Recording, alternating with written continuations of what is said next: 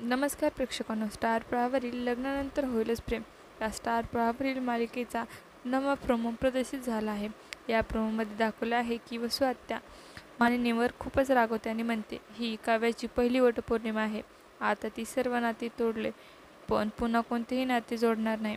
त्याचवेळी पार्थ बोलायला सुरुवात करतो, पण मानिनी पार्थला थांबून म्हणते, तू तिच्यासाठी इतकं केलंस, पण ती मात्र तुझ्यासाठी पूजा देखील करत नाही. तेवढ्यात काव्य तिच्या खोलीतून साडी नेसून बाहेर येते. पार्थ तिला पाहून थक्क होतो आणि मग काव्य ठामपणे सांगते की ती वटपौर्णिमेची पूजा करणार आहे.